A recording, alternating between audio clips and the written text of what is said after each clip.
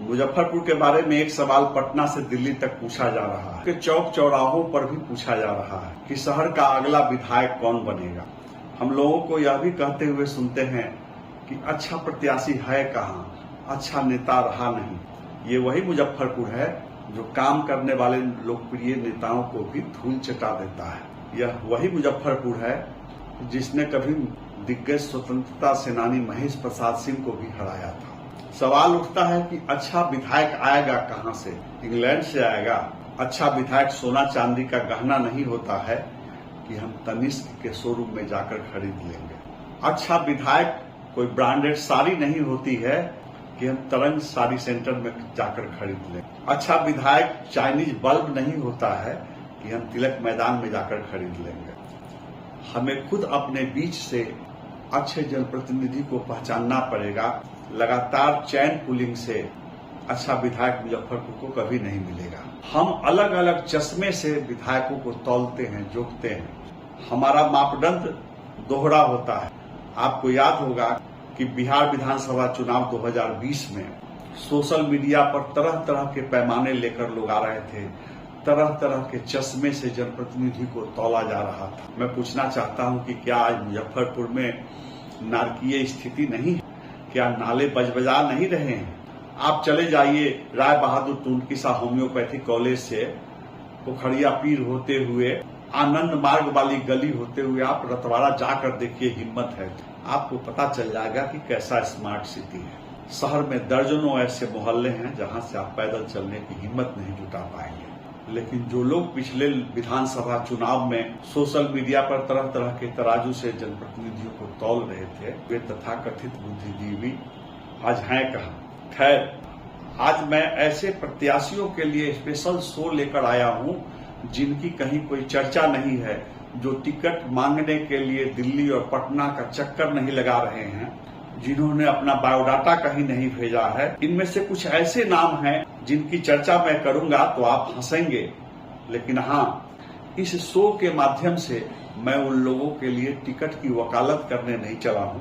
मैं 10 नाम लूंगा और आपसे सवाल करूंगा कि इन्हें मुजफ्फरपुर का अगला विधायक क्यों नहीं होना चाहिए, इन्हें मुजफ्फरपुर से किसी पार्टी का प्रत्याशी क्यों नहीं होना चाहिए, और आप अपनी प्रतिक्रिया देंगे कमेंट बॉक्स में।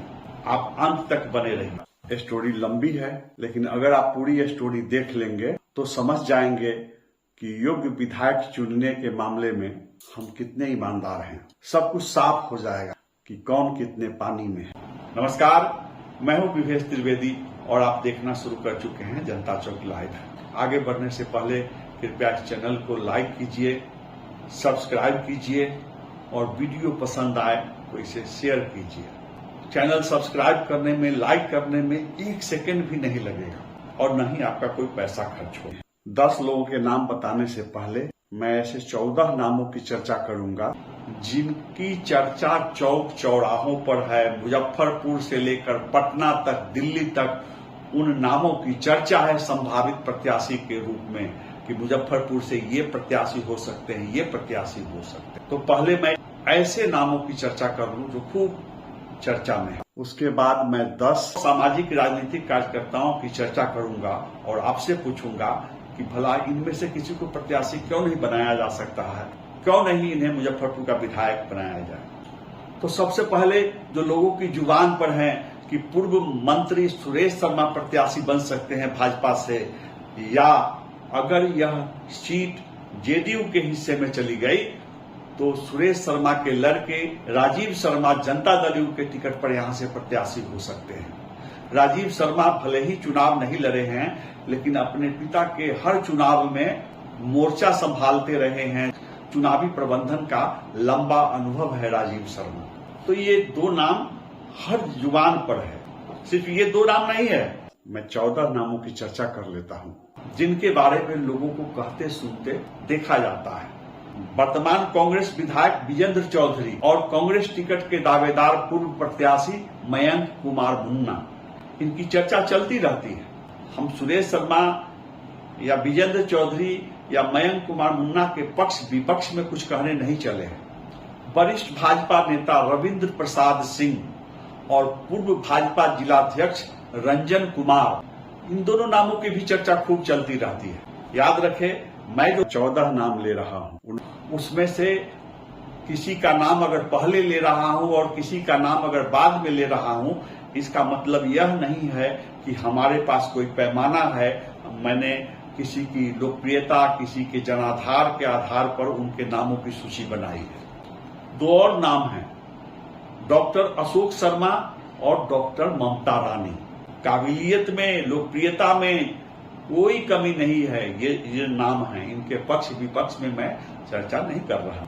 अब जो नाम है, वरिष्ठ भाजपा नेता देवीलाल और मुजफ्फरपुर पूर्वी के जिला अध्यक्ष विवेक कुमार, जो डिप्टी मेयर रहे हैं मुजफ्फरपुर के, अगर वैसे से प्रत्याशी बनाया जाए तो इन दोनों नामों की भी चर्चा है।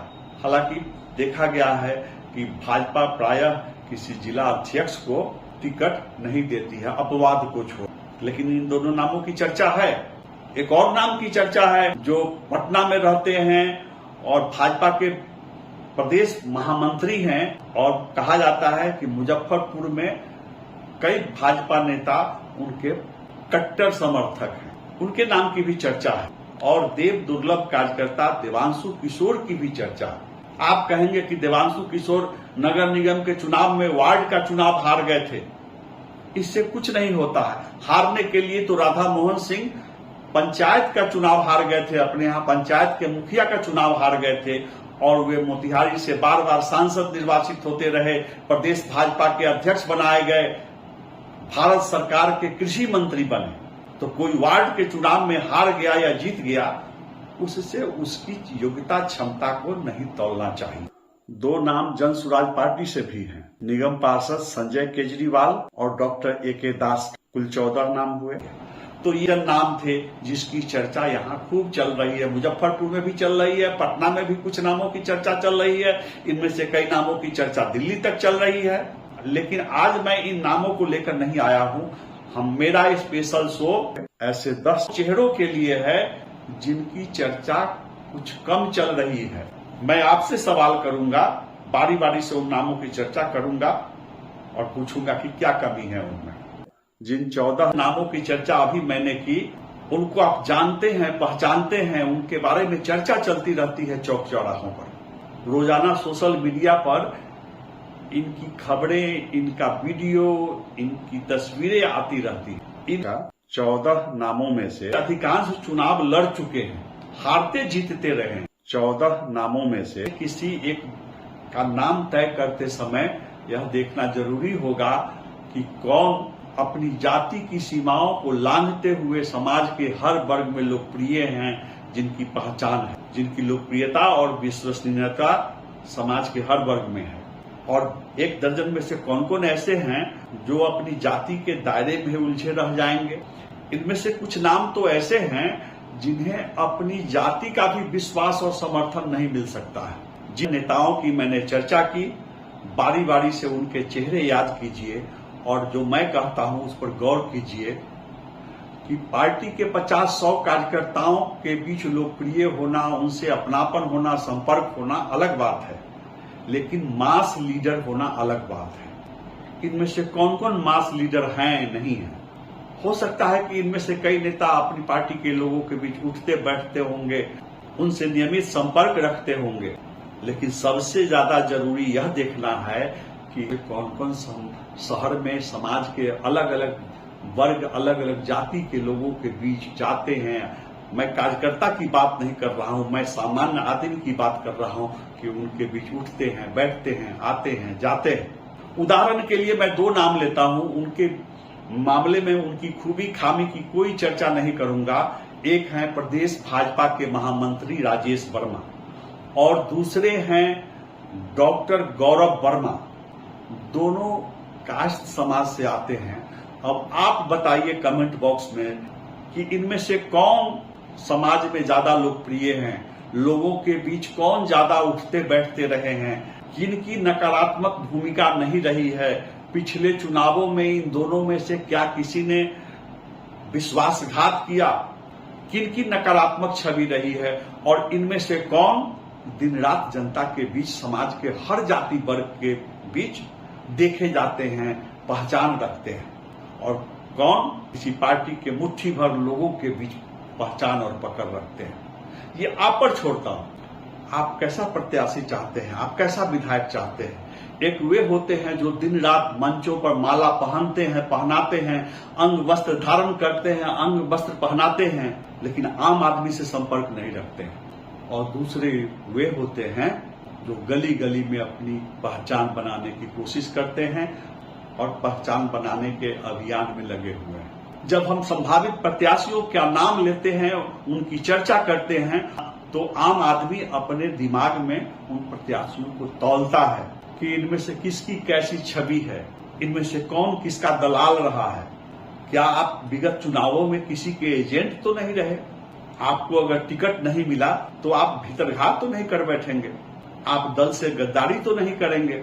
अब जरा सोचिए, ऐसे लोगों पर आम आदमी भला कैसे विश्वास करेगा। अब मैं 10 ऐसे चेहरों की चर्चा करूंगा जिनके बारे में बात नहीं होती है, प्रायः कम चर्चा होती है। और मैं फिर आपसे पूछूंगा कि क्या सचमुच मुजफ्फरपुर में विश्वसनीय चेहरे नहीं हैं? सच तो यह है कि शहर में हर वर्ग के लोग का विश्वास जीतने वाले चेहरों की कमी नहीं है। यह कहना बिल्कुल गलत होगा कि मुजफ्फरपुर में अच्छे नेता नहीं है। सामाजिक सरोकार वाले चेहरे भरे पड़े हैं। अगर हम दबाव बनाएं तो पार्टियां भी वैकल्पिक चेहरों पर विचार के लिए मजबूर हो सकती हैं। जी हां, मैं 10 ऐसे चेहरों की बात करूंगा जो लगातार जनता के बीच रहते हैं, सामाजिक सरोकार रखते हैं, जिनमें कोई गुरूर नहीं है, कोई घमंड नहीं है, हर जाति में उनकी पहचान है। आपसे आग्रह है कि आप कमेंट बॉक्स में बताएंगे कि जिन 10 चेहरों की चर्चा अब मैं करूंगा उनमें आखिर क्या कमी है। इन्हें किसी राजनीतिक दल का टिकट क्यों नहीं मिलना चाहिए, इनका दोष क्या है। मैं पहले स्पष्ट कर दूं कि जिनका जिनका नाम ले रहा हूं उनमें से अधिकांश कहीं टिकट मांगने नहीं जा रहे हैं, कहीं अर्जी नहीं दी है इन्होंने। हाँ, कुछ नेता जनता के बीच सक्रिय जरूर है और कुछ का नाम सुनकर आप चौंक जाएंगे। जिनके नाम मैं गिनाऊंगा, मैंने उनसे कोई अनुमति या स्वीकृति नहीं ली है। बचपन से जिन लोगों के बीच उठता बैठता रहा हूं, उन्हीं के बीच सम्मान श्रद्धा पाने वाले, भाईचारा निभाने वाले कुछ चेहरे मुझे आकर्षित करते हैं। मैं एकदम साधारण नाम लूंगा, लेकिन मेरा दावा है कि अगर इनमें से किसी को मौका दिया जाएगा तो वे शहर के लिए, समाज के लिए असाधारण काम करेंगे। पहला नाम रंजन साहू का है। भाजपा में बार बार वैश्य प्रत्याशी की भी चर्चा चलती है। जिन वैश्य नेताओं की चर्चा चलती है संभावित प्रत्याशी के रूप में, उनमें से सबसे पुराने भाजपाई है रंजन साहू। मैं ये नहीं कहता हूं कि ये शहर के सबसे पुराने भाजपाई हैं, लेकिन जिन वैश्य प्रत्याशियों को शहर में संभावित प्रत्याशी बताया जाता है, उनमें रंजन साहू सबसे पुराने हैं। रंजन साहू जिला भाजपा के महामंत्री रहे हैं, उपाध्यक्ष रहे हैं, लेकिन सच कहूं तो रंजन साहू का दोष यही है कि वे पटना दिल्ली में जाकर चापलूसी नहीं करते हैं और वे दल के ईमानदार समर्पित सिपाही हैं। यही उनका दोष है। वे संघ के स्वयंसेवक भी हैं, शहर के प्रमुख व्यवसायी हैं और जो ड्रगिस्ट एसोसिएशन है उसमें पदाधिकारी भी। भाजपा के प्रदेश और राष्ट्रीय स्तर के पदाधिकारी समय समय पर इनके आवास पर भोजन और विश्राम करते रहे हैं। इन्होंने अपनी जिंदगी का बड़ा हिस्सा दल के कार्यों में, संगठनात्मक गतिविधियों में खपाया है। रंजन साहू का दोष यह हो सकता है कि वे पूर्व केंद्रीय मंत्री राधा मोहन सिंह और पूर्व केंद्रीय मंत्री सैयद शाहनवाज हुसैन सिंह के विश्वास पात्र हैं। रंजन साहू का दोष यह हो सकता है कि वे पूर्व जिला अध्यक्ष अरविंद कुमार सिंह के साथ कदम से कदम मिलाकर चलते थे और मुजफ्फरपुर शहर के जूड़न छपड़ा में डाकबंगला मार्केट में भाजपा कार्यालय की स्थापना में अरविंद कुमार सिंह के साथ इनकी भी अहम भूमिका रही है। ये निर्विवाद हैं, कभी किसी खेमेबाजी में नहीं रहे हैं और इनका परिवार प्रगतिशील है। इनके परिवार में अगली पीढ़ी की जो शादियां हो रही है वो जाति की सीमाओं से ऊपर उठकर हो रहा है। तो जब रंजन साहू के होते हुए किसी दूसरे वैश्य प्रत्याशी की चर्चा चलती है मुजफ्फरपुर शहर में, तो मुझे एक शेर याद आता है, क्या इसीलिए तकदीर ने चुनवाए थे तिनके, बन जाए नशेमन तो कोई आग लगा दे। दूसरा नाम मुजफ्फरपुर नगर निगम की डिप्टी मेयर डॉक्टर मोनालिसा का है। डॉक्टर मोनालिसा गुप्ता भी वैश्य परिवार की हैं, मिलनसार हैं, लोकप्रियता है, पहचान है, इनके पति डॉक्टर नवीन कुमार भी दिन रात समाज सेवा में सक्रिय रहते हैं। और डॉक्टर मोनालिसा के बारे में एक और खास बात बता दूं कि डिप्टी मेयर का चुनाव जीतने के बाद इन्होंने खुद को बेदाग रखा। इन्होंने रातों रात अपनी निष्ठा नहीं बेची। कई बार देखा जाता है कि लोग मेयर डिप्टी मेयर के चुनाव में किसी एक पक्ष की मदद की बदौलत जीत तो जाते हैं, लेकिन जीतने के बाद खेमा बदल लेते हैं। तो इन्होंने किसी भ्रष्टाचारी से, किसी बदनाम, किसी घोटालेबाज से हाथ नहीं मिलाया, समझौता नहीं किया। तो डॉक्टर मोनालिसा गुप्ता क्यों नहीं हो सकती हैं मुजफ्फरपुर की विधायक? आप कमेंट बॉक्स में जवाब दें। तीसरा नाम है मुजफ्फरपुर विधानसभा क्षेत्र के भाजपा संयोजक अमिताभ कुमार का। ऊर्जावान हैं, शिक्षित हैं और समर्पित भाजपाई हैं। हम कह सकते हैं कि भाजपा के थिंक टैंक हैं। अमिताभ कुमार साफ छवि के हैं और प्रदेश भाजपा तकनीकी मंच के महामंत्री भी रहे हैं। अभी मुजफ्फरपुर शहरी क्षेत्र में संयोजक की हैसियत से बूथ स्तर पर पार्टी की कमेटियों को मजबूत कर रहे हैं, शक्ति केंद्रों को मजबूत कर रहे हैं। इनके पिताजी doctor Ram Naresh Singh RDS college में पॉलिटिकल साइंस के प्रख्यात टीचर रहे हैं। पूर्व मंत्री सुरेश शर्मा का चुनाव हो या पूर्व एमएलसी नरेंद्र प्रसाद सिंह का चुनाव रहा हो, अमिताभ कुमार उसमें अहम भूमिका निभाई। मेरा कहना है कि रातों रात कोई लोकप्रिय जनाधार वाला नेता नहीं बन जाता है।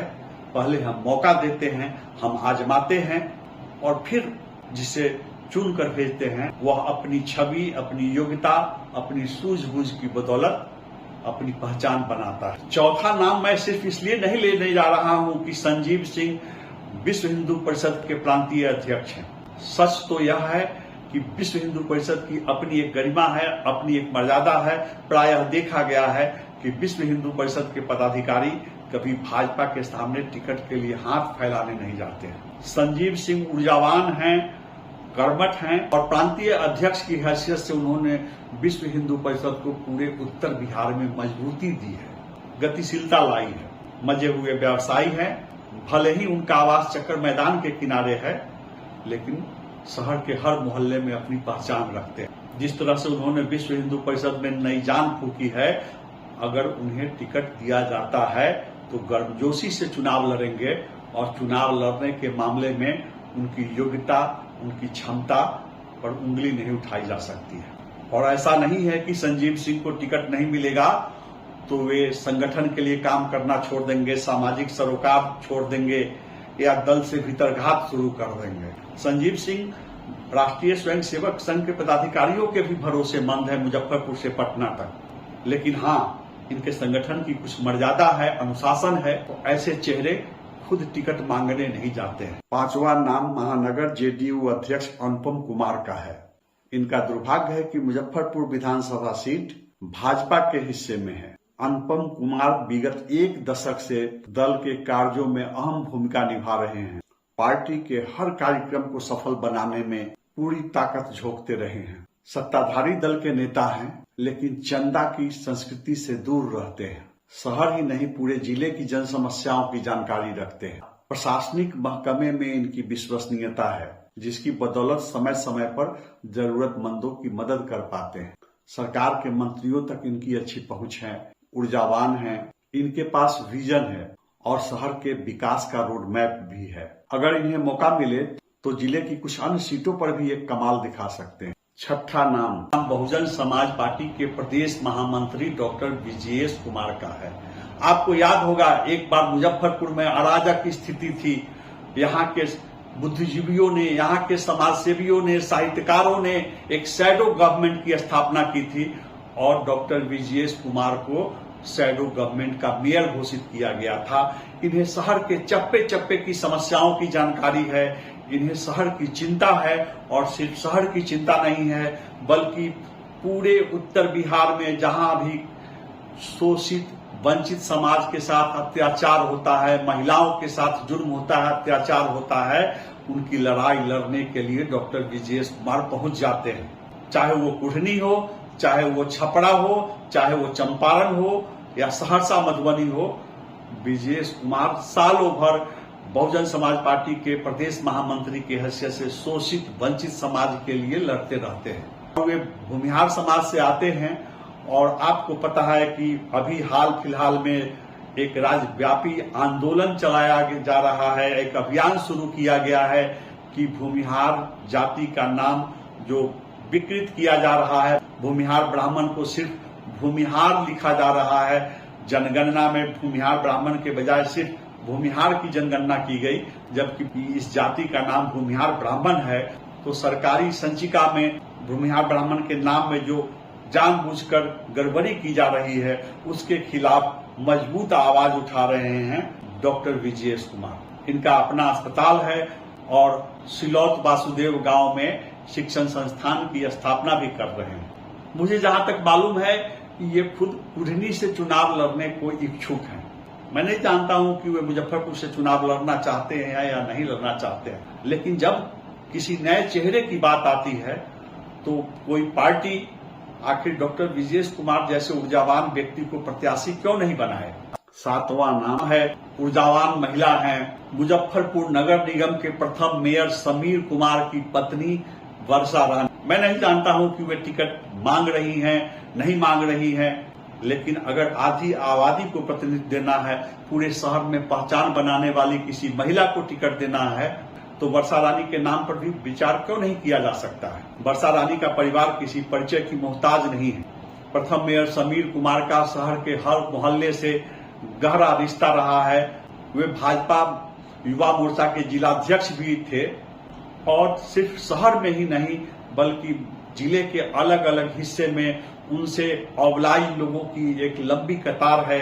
ऐसे लोगों की बड़ी आबादी है जो कहीं न कहीं वर्षा रानी के प्रति सहानुभूति रखते हैं। तो अगर वर्षा रानी जैसी ऊर्जावान महिला को कोई पार्टी टिकट देती है तो सहानुभूति मतों के साथ साथ लोगों का सहज समर्थन मिल सकता है, विश्वास मिल सकता है। वर्षा रानी पिछले 3-4 वर्षों से शहर की सामाजिक राजनीतिक गतिविधियों में सक्रिय रही हैं, साफ छवि की हैं, बेदाग हैं, शिक्षित हैं और उन्होंने पति के व्यवसाय को भी पटरी पर लाया है और समीर कुमार के तमाम रिश्तों को वे लेकर आगे चल रही हैं। वर्षा रानी प्रदेश भाजपा कोर कमेटी के अधिकांश सदस्यों के सीधे संपर्क में हैं। केंद्रीय मंत्रियों, राज्य सरकार के मंत्रियों से इनका सीधा संपर्क है। इन्हें संघ के पदाधिकारियों का विश्वास प्राप्त है। समीर कुमार के जीवन काल में ही भाजपा के वरिष्ठ मंत्रियों, सांसदों का इनके घर आना जाना रहा। यह एक ऐसा नाम है कि जो भाजपा में अंतर्कलह है नामों को लेकर के, तो वर्षा रानी जैसे किसी चेहरे को आजमाया जाए तो कहा जा सकता है कि एक गुट निरपेक्ष चेहरा होगा। 8वें नाम की चर्चा करने से पहले मैं एक बार फिर स्पष्ट कर देता हूं कि ये ऐसे नाम नहीं है जिनको लेकर के कोई मैं अपने चैनल के माध्यम से अभियान चलाना चाहता हूं। मैं आपके सामने सवाल रख रहा हूं कि आखिर हम कब तक रोते रहेंगे कि शहर में अच्छा प्रत्याशी नहीं है, सक्षम प्रत्याशी नहीं है।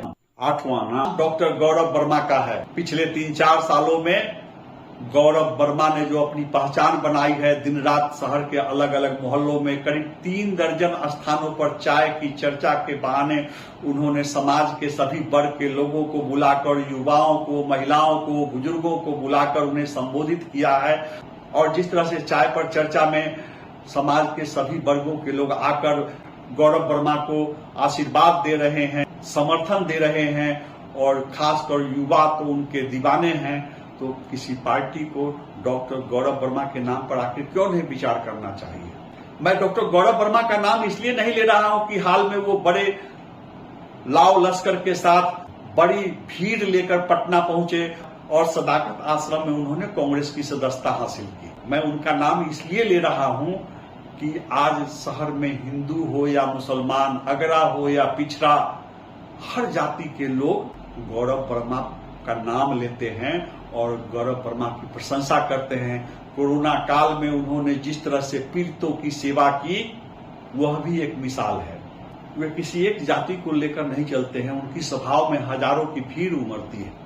तो यह सवाल मैं आप पर छोड़ता हूं कि डॉक्टर गौरव वर्मा जैसे ऊर्जावान, साफ छवि के नेता को क्यों नहीं प्रत्याशी बनाया जाना चाहिए, ऐसे नेता को क्यों नहीं मुजफ्फरपुर का विधायक बनाया जाना चाहिए। आप कमेंट बॉक्स में जवाब दें। 9वां नाम एक ऐसे सामाजिक राजनीतिक कार्यकर्ता की है जो अपने विरोधियों का भी दिल जीतना जानते हैं, जो पिछले एक दशक से शहर के सामाजिक राजनीतिक गतिविधियों की धूरी रहे हैं। चाहे कोई दल हो, चाहे कोई संगठन हो, रचनात्मक कार्यों के लिए उनका सहयोग हमेशा रहा है। आप सब उनको भली भांति जानते हैं। संजीव कुमार शर्मा, जी हाँ, पूर्व मंत्री सुरेश शर्मा के छोटे लड़के संजीव शर्मा। मुझे नहीं पता है कि संजीव शर्मा किसी दल में टिकट मांगने जा रहे हैं या नहीं जा रहे हैं। बीच में उनकी तबीयत कुछ खराब हुई थी, उससे पहले उन्हें मुजफ्फरपुर से भाजपा का भावी प्रत्याशी बताया जा रहा था। आपको याद होगा कि 3-4 साल पहले उन्होंने किस गर्मजोशी से भाजपा के भीष्म पितामह कैलाशपति मिश्र जी की जयंती का आयोजन किया था। मैं दर्शकों को बता दूं कि संजीव शर्मा बिल्कुल फिट हैं। अगर कोई दल उन्हें मौका दे, उन्हें टिकट दे, तो वे चुनाव लड़कर दिखा देंगे। सुरेश शर्मा के हर चुनाव में पर्दे के पीछे संजीव शर्मा की अहम भूमिका रही है।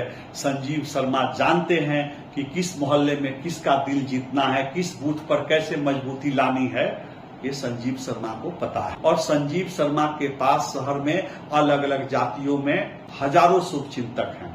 उनका रिश्ता दलों से ऊपर है, जाति से ऊपर है। आपको याद होगा कि पूर्व मंत्री हिंद केसरी यादव का निधन हुआ था, तो उनके श्राद्ध कर्म के अवसर पर संजीव शर्मा ने एक श्रद्धांजलि पत्र प्रस्तुत किया था और श्रद्धांजलि पत्र पढ़ने वालों का उन्होंने दिल जीत लिया था। मैं स्पष्ट कर दूं कि संजीव शर्मा की छवि बेदाग। उन्होंने कभी कुछ ऐसा नहीं किया कि समाज उन पर उंगली उठाए, और सबको सम्मान देते हैं। संजीव शर्मा को अगर टिकट दिया जाता है तो वे बड़े बड़े प्रत्याशियों के भी दांत खट्टे कर सकते हैं। तो रातों रात राजनेता पैदा नहीं होते हैं। हमें पहले पहचानना होगा, हमें अपना चश्मा ठीक करना होगा, हमें अपनी तराजू को देखना होगा, अपने बटखरे को देखना होगा कि हम किसी को कैसे तौलते हैं। अब है 10वां नाम, अजात शत्रु। अनुभवी हैं, बड़े बड़े सांसद विधायक या तो उनके समकक्ष रहे हैं या उनसे जूनियर रहे हैं। राजनीति के क्षेत्र में, समाज के क्षेत्र में उनके योगदान को भुलाया नहीं जा सकता है। 1974 आंदोलन के छात्र नेता रहे, मुजफ्फरपुर स्तर के नहीं, राज्य स्तरीय नेता रहे, और राष्ट्रीय स्वयंसेवक संघ के मजे हुए सिपाही हैं, समर्पित सिपाही हैं, बैंक के अधिकारी रहे हैं। रिटायरमेंट के बाद भी मुजफ्फरपुर शहर के सामाजिक राजनीतिक गतिविधियों में वो धमनी की तरह प्रवाहित होते हैं। वे युवाओं के सामाजिक राजनीतिक कार्यकर्ताओं के प्रेरणा के स्रोत हैं। मैं बात कर रहा हूं दाऊदपुर कोठी निवासी अनिल सिन्हा जी का। रिटायर्ड बैंक अधिकारी अनिल सिन्हा, वे टिकट के दौर में नहीं है। उन्हें या उनके शुभचिंतकों को बताया जाए कि अनिल सिन्हा का नाम संभावित प्रत्याशी के रूप में लिया जा रहा है तो उन्हें हंसी आएगी। लेकिन शहर को सोचना है कि क्या आपको एक योग्य, सक्षम, ईमानदार और साफ छवि के जनप्रतिनिधि, एक अच्छे विधायक की जरूरत है। अगर जरूरत है तो अनिल सिन्हा को क्यों नहीं आजमाया जाना चाहिए। जब कभी शहर में राष्ट्रीय स्वयंसेवक संघ का कोई बड़ा आयोजन होता है तो उसमें संगठन को अनिल सिन्हा के अनुभव का, उनके सामाजिक सरोकार का, उनके संपर्क का लाभ मिलता है। उनके मार्गदर्शन में, उनके निर्देशन में कोई भी सामाजिक अभियान, राजनीतिक अभियान आसान हो जाता है। उनको टिकट की जरूरत नहीं है, उन्हें विधायक बनने की लालसा नहीं है। अगर शहर को एक अच्छा जनप्रतिनिधि चाहिए तो जाए कहे अनिल सिन्हा को, तो आप जनता के उम्मीदवार बनिए।